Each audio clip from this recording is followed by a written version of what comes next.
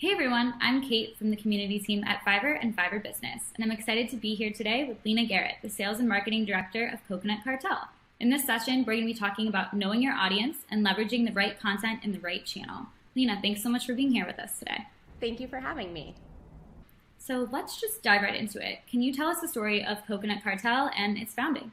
Sure. So Coconut Cartel was founded by Danny and Mike Zig, who are siblings based here in Miami, but they grew up between Miami and Guatemala. And just out of college, Danny and Mike actually started smuggling real fresh coconuts up in their suitcases from Central America and selling them to all the hotels here in Miami Beach, where Coconut Cartel is based.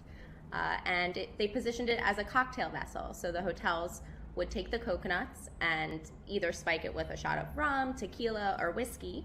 And Danny and Mike, being from Guatemala, would recommend Guatemalan rum, and we just positioned this cocktail on premise, and it became our signature cocktail for Coconut Cartel.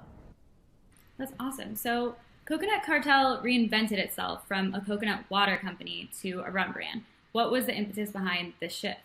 So as I just mentioned, we were selling a lot of fresh coconuts spiked with rum, in particular Guatemalan rum. That's because Danny and Mike were very familiar and grew up around Guatemalan rum.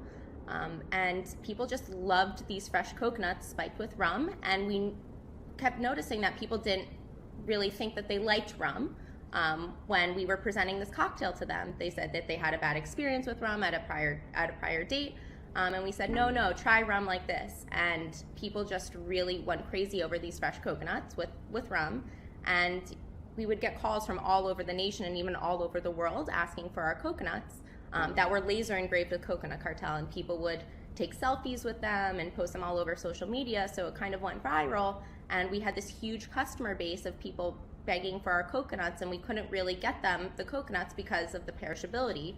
So we started thinking about what we could create next under the Coconut Cartel brand that would enable us to get a product to these people that wanted our fresh coconuts. And it was just a natural fit to segue into rum, because we saw how much people loved this rum with our fresh coconuts. And we really, it was at the time Coconut Cartel started as a coconut water company in 2012.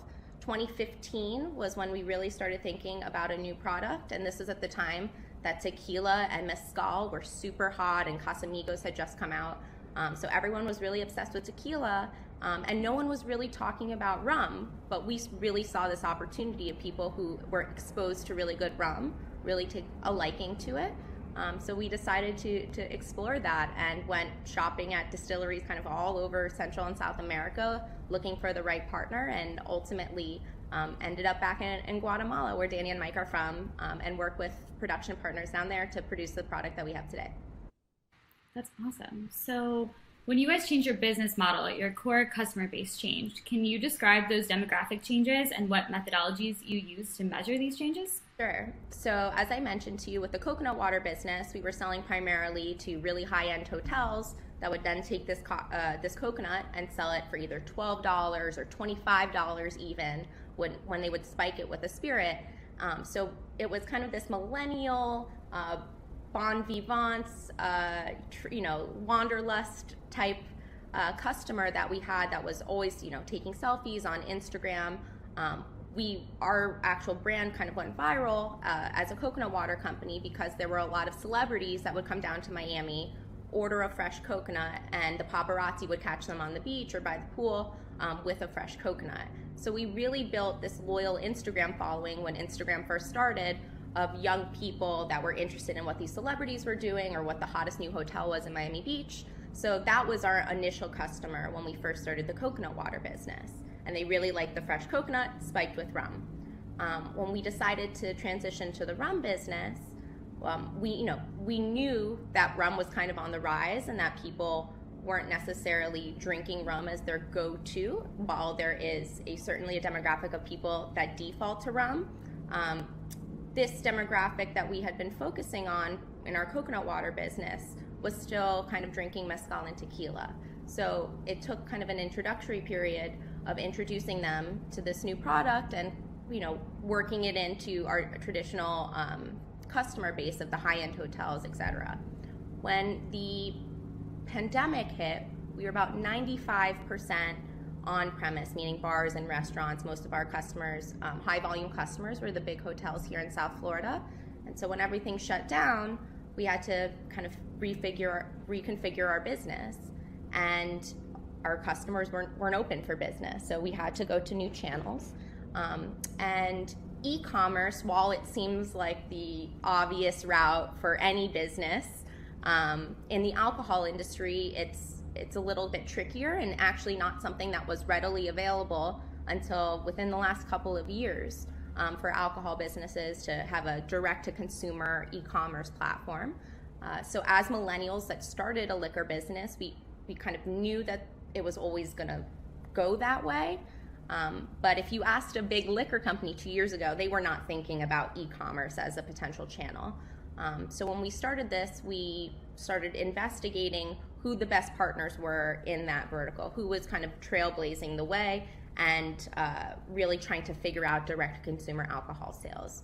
So over the last 2 years, we started working and interviewing different partners, ultimately found a good partner, but we just kind of let it sit there. We never really did anything with this e-commerce channel until we were kind of forced to out of necessity. So we took our on-premise marketing budgets, and I, from the last 2 weeks of March, sat there, taught myself how to do Instagram and Facebook ads, and we reallocated our entire budget to Facebook and Instagram ads, and we were off to the races. And that's how, A, we saved our business, and B, how we really figured out who our customer was. And it was really interesting because we were spending all this time and effort marketing on premise in these really high-end hotels, when it actually turns out that the people who were going to our website to buy our rum probably in their lifetime will never step foot in any of the hotels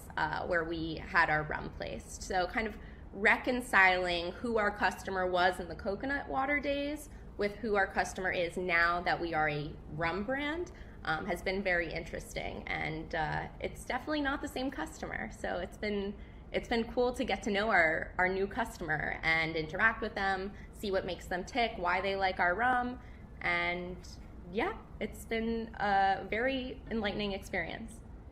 So you said that your customers are mostly on Facebook and Instagram. So talk about your original marketing channel mix and how you adjusted those plans once you branched out into liquor. Did anything change drastically there? Definitely. So as I said, we were really an Instagram brand. We started the coconut water business in 2012, right when Instagram came out, and that was one of our competitive advantages, that we were really active and kind of first in the Instagram world, and gained quite a bit of a following there.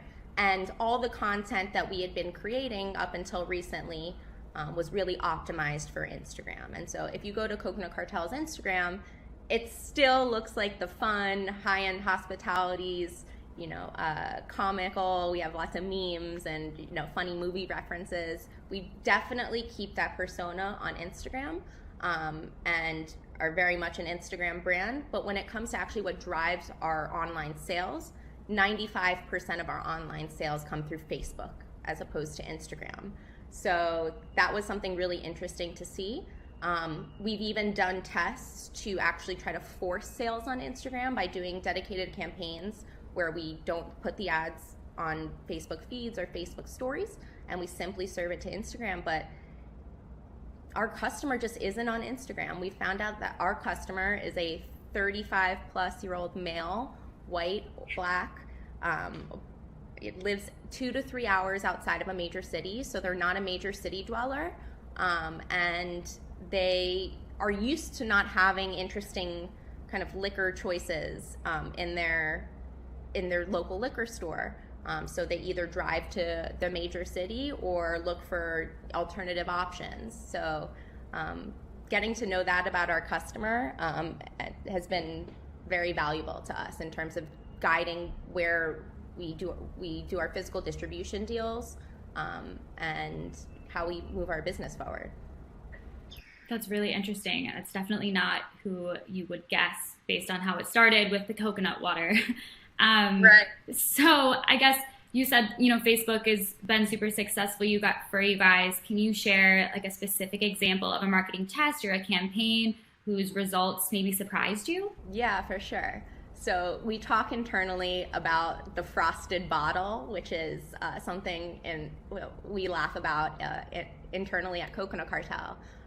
When we first started the direct-to-consumer website and driving online sales through advertising on Facebook and Instagram, we hired a fancy content creator to do studio shots and video content and GIFs and just really sophisticated, beautiful looking imagery. And we were super excited to get it when it was finally ready, and we loaded it into Facebook, and it worked, but it wasn't really giving us the results that I knew that we could achieve. And so I was kind of just looking at all of it, and I was like, I guess maybe our customer this isn't resonating with our customer. And I thought back to this feeling that I felt a year prior. So a year before we started direct-to-consumer sales, it was probably 6 months into our business, where one of my best friends sent me a text message of a picture of her holding a bottle of Coconut Cartel that she had placed in the freezer that had totally frosted the bottle. And she held it over her balcony, with a background of water, and just took a picture with her iPhone and sent it to me and said, "Look how cool this looks." And I just thought about that moment, like, wow, that is really cool. That looks so refreshing. And I thought back to that moment, and I don't know what it was, but I was just like, I'm gonna go find that picture. So I scrolled back like a year into our text messages. I found that picture, and I was like, I'm just gonna upload this and see what happens. That was in May or June of 2020, and to this date, still our best performing picture in Facebook and on Instagram to this date. And I have to keep it running because everything else within that ad set performs better when that piece of creative is on. And I think it's kind of our not loss leader, but it's our kind of leading piece of creative. And the reason I think it's so successful is because it evokes a feeling, which is this frosted bottle. It just looks super refreshing. I want that in my mouth. And we now are thinking about this summer doing a frosted bottle campaign and trying to get our customers to do a bunch of user-generated content frosting their bottle because of how successful this picture has been for us. We joke it's the gift that keeps on giving, the frosted bottle. So, never discount the smallest ideas that you don't think might, have the big impact, because that one thing that evokes a feeling, that one, light bulb moment could really have a big impact. I really like that, because one of the things that I always think of if I'm following a brand on Instagram or something and they post a photo that looks like something I would take myself, and maybe just like, I've taken a photo of an alcohol bottle before and posted it on my Instagram story, and it's kind of just that feeling of, you're right in the sense of like, it's a feeling and you want to be there, but also you can relate to it. It feels not so polished and perfect, which a lot of advertising is. So I think, that being relatable as a brand is really valuable. Yeah, so it's been an interesting dichotomy between the coconut water business and the rum business, because in the coconut water business, everything we put out there was super aspirational. Beautiful people in beautiful settings, drinking coconut water in this, highly aspirational setting. Everyone wants to be there doing that. And in these new times, that we can't do that. So how do you appeal to people? Does that aspirational content make them want to buy a bottle of rum?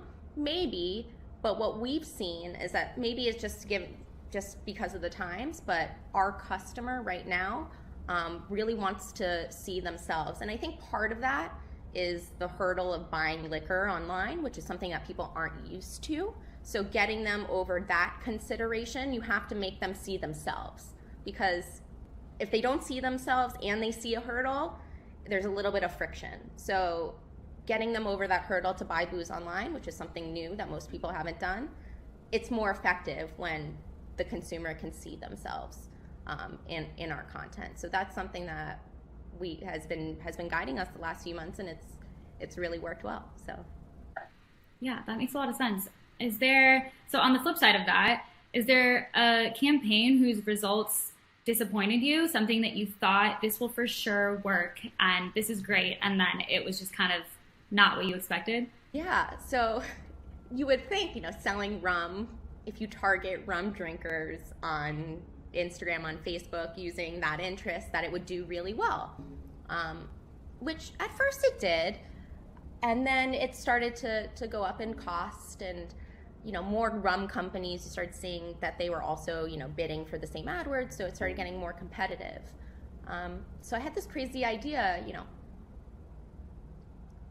vodka drinkers are now drinking tequila. Everyone that was drinking vodka 5 years ago, 10 years ago, is now obsessed with tequila and mezcal. It's a clear spirit.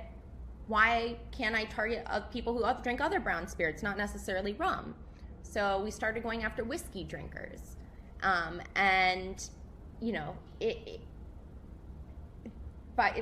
this date, by far one of our best performing audiences from a cost perspective. And I think that that's very product specific, in the sense that people, when they're looking for a rum, are looking for something that's really sweet. And our product is not sweet like a typical rum, and it actually sips more like a tropical whiskey, we like to call it.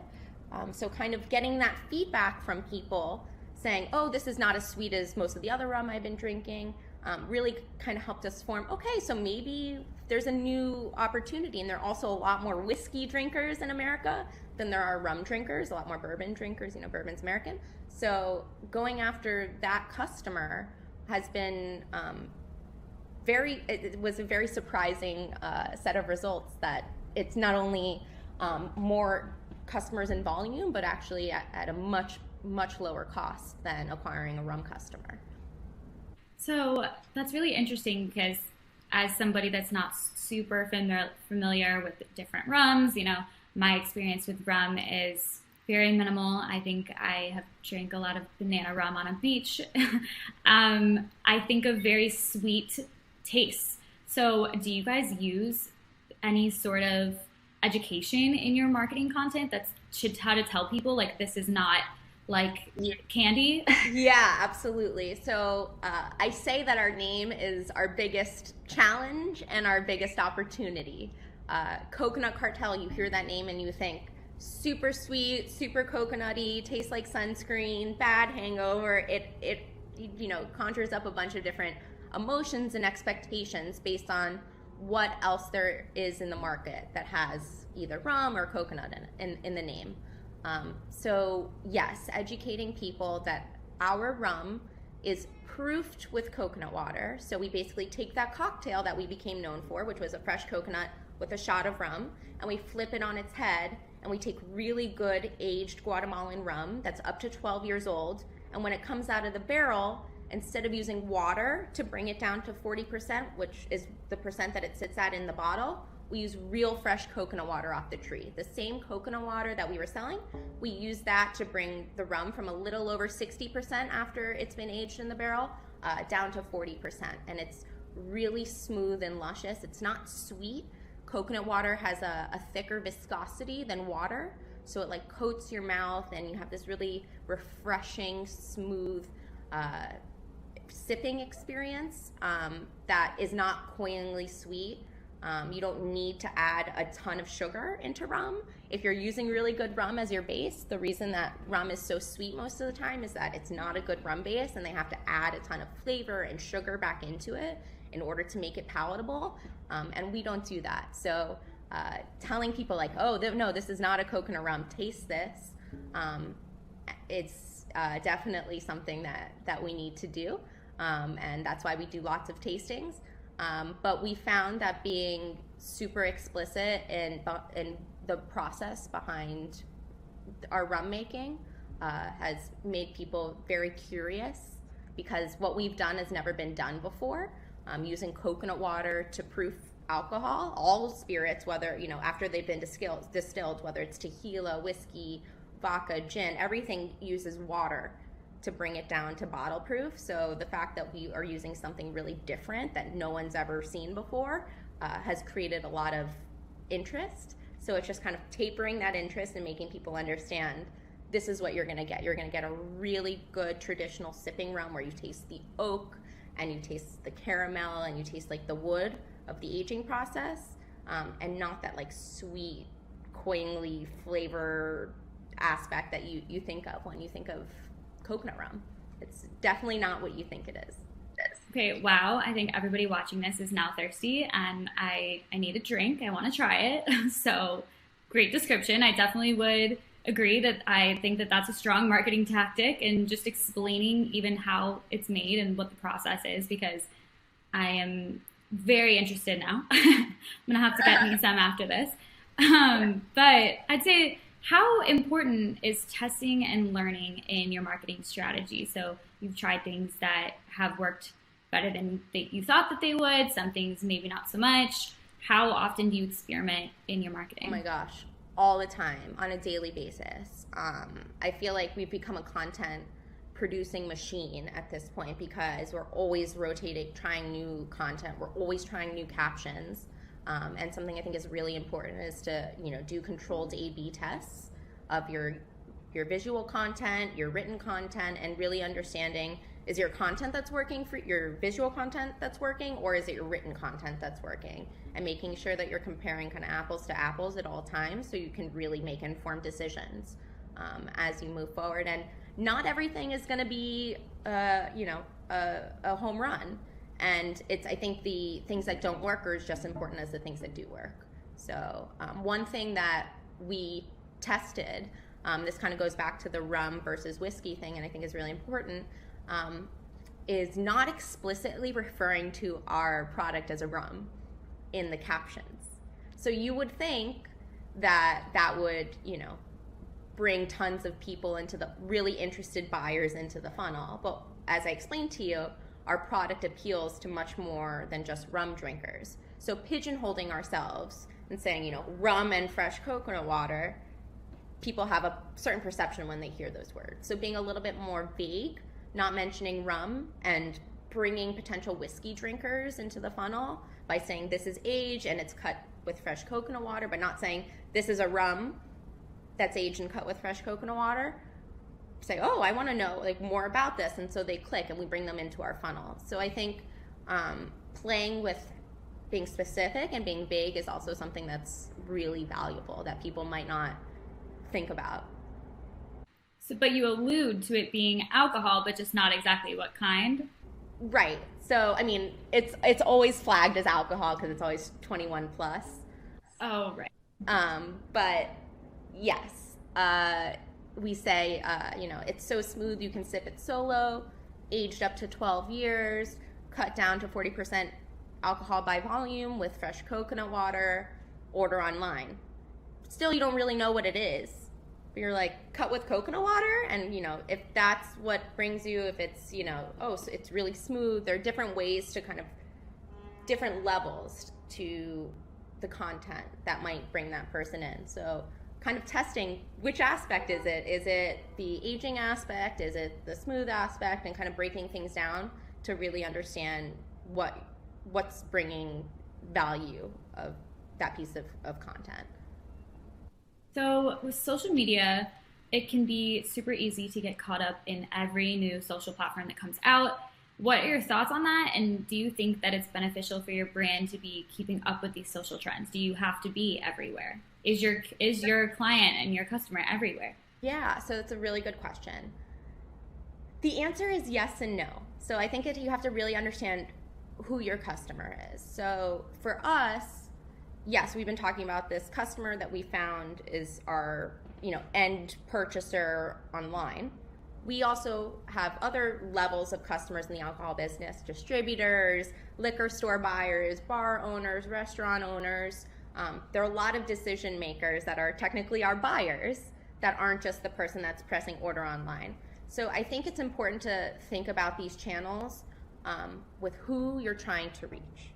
Do you have multiple sets of customers in different pockets like we do in the alcohol business? Do you have one set of customers, and where do those people spend their time?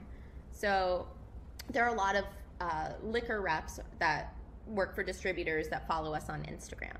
So we do a lot of content that, to our general followers, and we think about those people that are following us in that sector when we create Instagram content.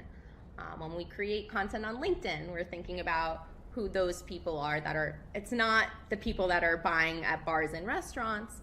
It's not even the people that are buying direct to consumer. It's mostly people that are also in the alcohol industry, investors, other, people that might be interested in learning more about liquor. So I think finding different channels and understanding what they're used for and who you're targeting by using them is really important.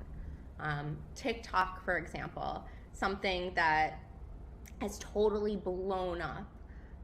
It's not as conducive to alcohol as some of the other platforms, but boy, there are some liquor brands that are just blowing up on there, and they're not going after the young kids that are creating, they're going after the moms that are on TikTok that, are managing their kids' accounts or looking for parent content. So a lot of the content that we do on TikTok, it's not meant to go viral the way that, a lot of young kids are doing their dancing TikToks. We're trying to create TikToks that really speak to a certain generation of people that are on TikTok. Clubhouse is another one that people are really into these days. And again, our end customer that's, lives 2 to 3 hours outside of a major city, they're not on Clubhouse. Our distributors aren't on Clubhouse. Bar and restaurant owners, they might be, but are they using it really as a way to connect with prospective brands or other people in the industry, or are they looking to it for resources on things outside of their industry? I think that we'll end up using Clubhouse, but more like on a personal founder level as opposed to a brand's level.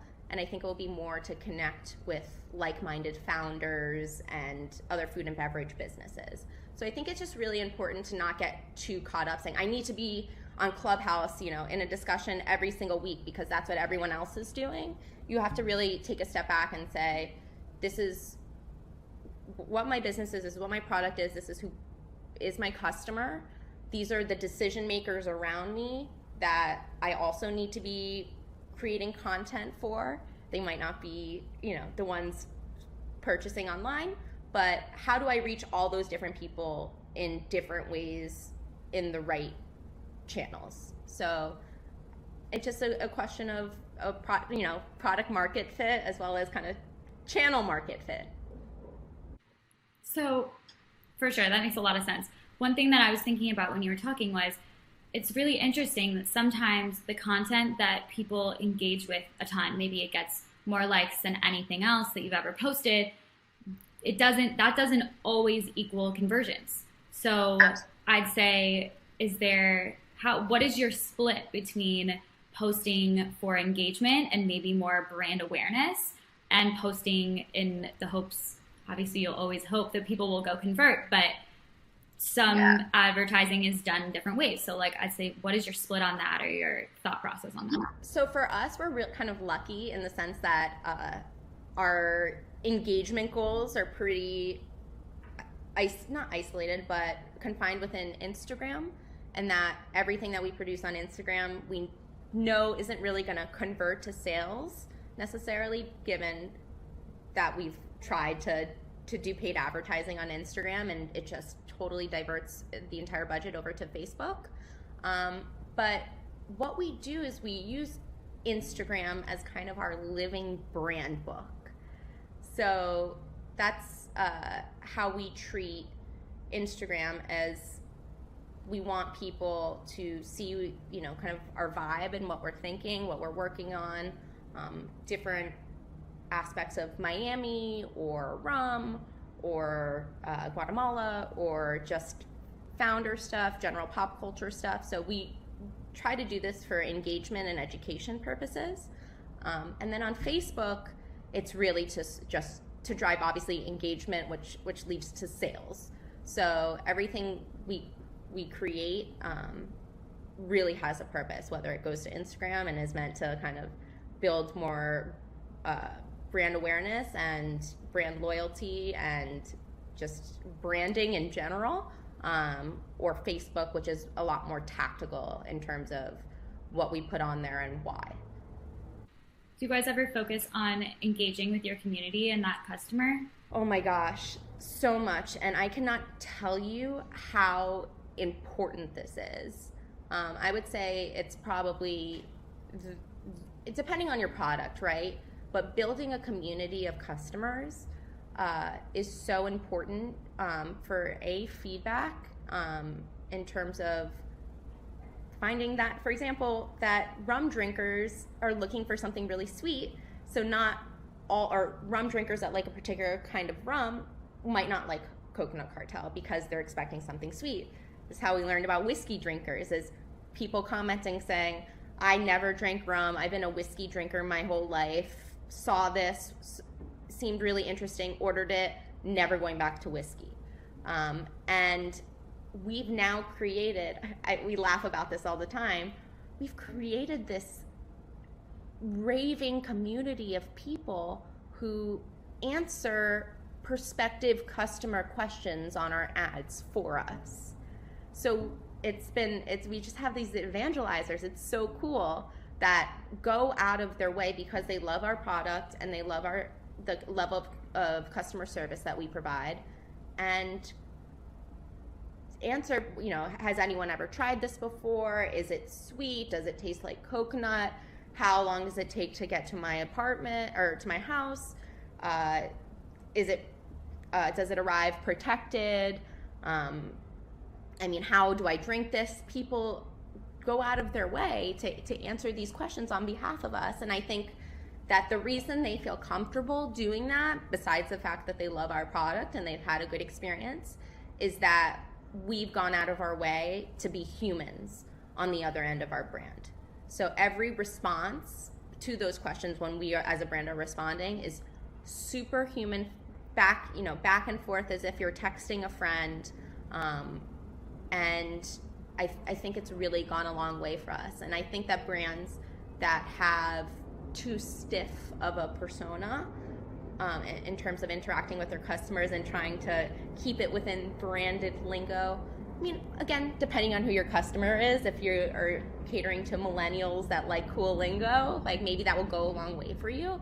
But our customers, literally, like the team at Coconut Cartel has the best customer service. They'll answer anything at any time. They say this on our behalf.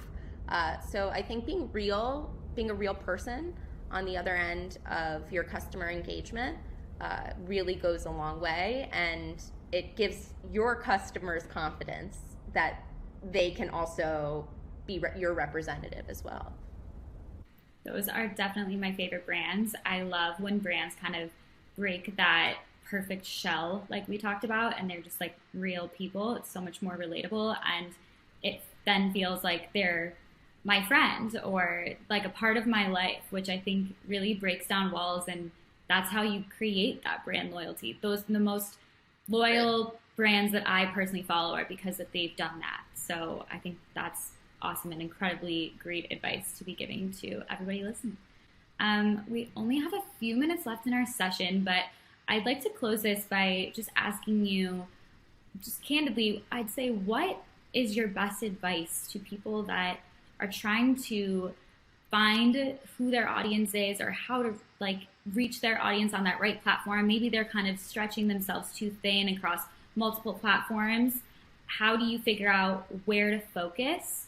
And do you have any advice just in general on, reaching the right audience at the right time? Yeah. So I would say stick to one platform and try a bunch of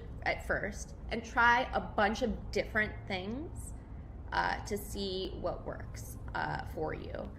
I think running the gamut and from still photography to GIFs to videos of different lengths, seeing whether short format, still format, long format, seeing what works for you on that platform, then going into the written content, testing that against all of those different formats, and really being surgical about it to understand what's serving you where. And then once you understand, for example, video works best for me on Facebook, you can move on to Pinterest or and there's so many different platforms now that you can advertise on. We're on Pinterest as well, doing some advertising. We just started that, but I only really felt comfortable doing that once I kind of had a firm understanding of what content works and how it works for us. So I would say stick to small and manageable first, go wide in terms of what content you're testing, but be focused on a channel. And then once you're comfortable with what content works for you, then you can start really expanding and going to different platforms and seeing how you can take that and scale it. That's great advice. So that's about all the time we have, but thank you everyone for tuning in, and thank you so much, Lena, for being here with us today. We really appreciate you sharing so much about the importance of knowing your audience. So thanks. Yeah, of course. And stay tuned for the next session.